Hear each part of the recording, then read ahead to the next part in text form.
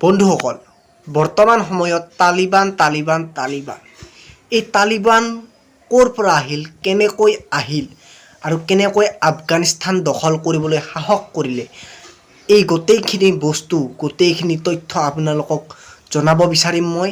তেনেহ'লে বন্ধুসকল, পলম নকৰি আজিৰ এই ভিডিঅ'টো আৰম্ভ কৰিব বিচাৰিছোঁ। বন্ধুসকল, বলক তেনেহ'লে আমি সোনকালে ভিডিঅ'টো আৰম্ভ কৰোঁ। বন্ধুসকল, আপোনালোকে পোনপ্ৰথমে মন কৰক এই ছবিখনলৈ।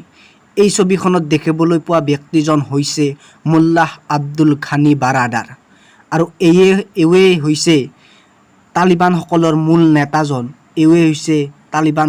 মূল নেতাজন, যিজন ব্যক্তিৰ নেতৃত্বত তালিবানসকলে আফগানিস্তান দখল কৰিবলৈ সক্ষম হৈছে। বন্ধুসকল, এইবাৰ আহিছোঁ এই ভিডিঅ'টোৰ মূল প্ৰশ্নটোলৈ।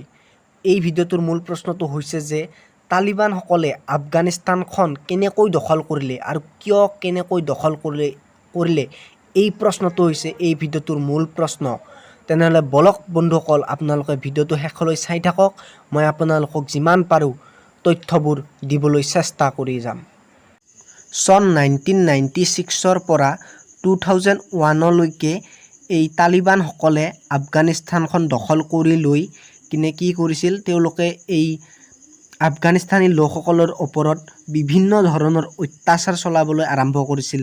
যেনে ধৰক, এই ছোৱালীবিলাকক ধৰি লওক ঘৰৰ পৰা বাহিৰলৈ ওলাব নিদিয়া আৰু ছোৱালীৰ শিক্ষাটো একেবাৰে বন্ধ কৰি দিয়া, এনেধৰণৰ বিভিন্ন সমস্যাৰ সন্মুখীন হ'বলগীয়া হৈছিল আফগানিস্তানী লোকসকলে। যেতিয়া ওছামা বিন লাডেনে 2001 চনৰ 11 ছেপ্টেম্বৰ তাৰিখে আমেৰিকাৰ ৱৰ্ল্ড ট্ৰেড চেণ্টাৰত আক্ৰমণ কৰিছিল, যেতিয়া সেই ৱৰ্ল্ড ট্ৰেড চেণ্টাৰ জ্বলাই দিছিল, তেতিয়া আমেৰিকাই গম পাইছিল যে সেই ৱৰ্ল্ড ট্ৰেড চেণ্টাৰত ওছামা বিন লাডেনে আফগানিস্তানৰ পৰা আক্ৰমণ কৰিছে। আৰু সেইবাবেহে আমেৰিকাই কি কৰিলে, লাডেনক মাৰি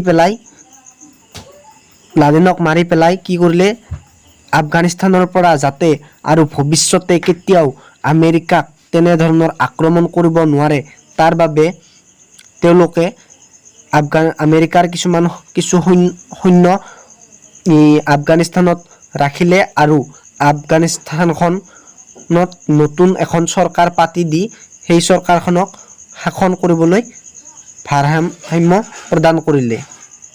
আৰু তাৰ পিছত কি হ'ল বন্ধুসকল, চাওক।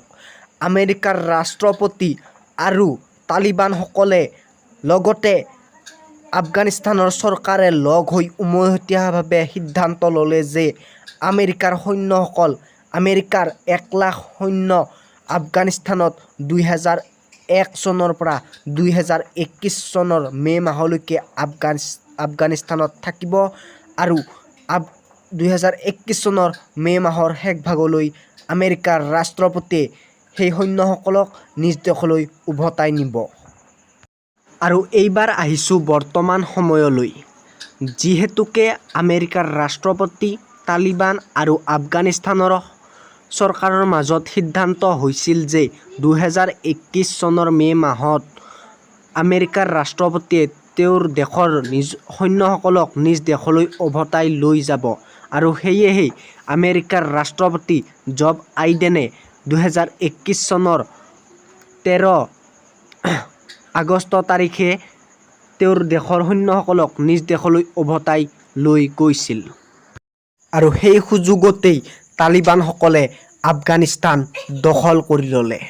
প্ৰথমে তেওঁলোকে আফগানিস্তানৰ হেৰাত চহৰ দখল কৰিলে, আৰু এই কথা গম পাই আফগানিস্তানৰ ৰাষ্ট্ৰপতি আশ্ৰফ ঘানীয়ে নিজ দেশ আফগানিস্তান এৰি অন্য দেশলৈ পলাই গৈছিল। আৰু সেই সুযোগতেই তালিবানসকলে আফগানিস্তানৰ ৰাজধানী কাবুল নিজৰ দখললৈ আনিছিল। আৰু বৰ্তমান সময়ত আফগানিস্তানৰ ৰাষ্ট্ৰপতি ভৱন এই তালিবানসকলৰ অধীনত আছে। এতিয়া প্ৰশ্ন আহে যে আফগানিস্তানৰ সৈন্য থকা স্বত্বেও কেনেকৈ তালিবানে আফগানিস্তান দখল কৰিলে। তাৰমানে আচলতে কি হৈছিল যে তালিবানসকলে আফগানিস্তান দখল কৰাৰ আগতেই আফগানিস্তানৰ সৈন্যসকলক কৈছিল যে ইমান দিনে তেওঁলোকে আমেৰিকা আৰু আফগানিস্তানৰ চৰকাৰক সমৰ্থন কৰি আহিছে।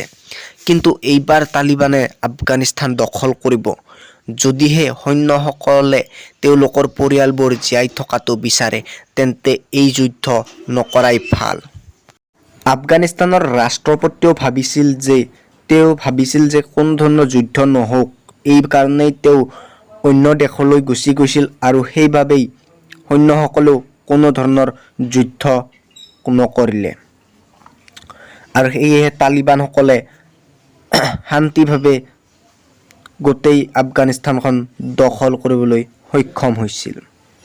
এতিয়া আকৌ তালিবানসকলে কৈছে যে তালিবানৰ যিজন মেইন লিডাৰ আছিল মুল্লাহ আব্দুল গানি বাৰাদাৰ, তেওঁ কৈছে যে আফগানিস্তানখনত তেওঁলোকে শান্তিপূৰ্ণভাৱে এখন শান্তিপূৰ্ণ ৰাষ্ট্ৰ গঢ়ি তুলিব বিচাৰিছে আৰু যিসকল মানুহ যিসকল জনসাধাৰণ আফগানিস্তানৰ জনসাধাৰণ যিসকলে অন্য দেশলৈ গৈছিল তেওঁলোকক তেওঁ ঘূৰি আহিবলৈ আহ্বান জনাইছে আৰু তেওঁলোকে নতুন এখন চৰকাৰ গঠন কৰি কিনে আফগানিস্তানত শান্তিপূৰ্ণ এখন দেশ গঢ়ি তুলিব বুলি কৈছে।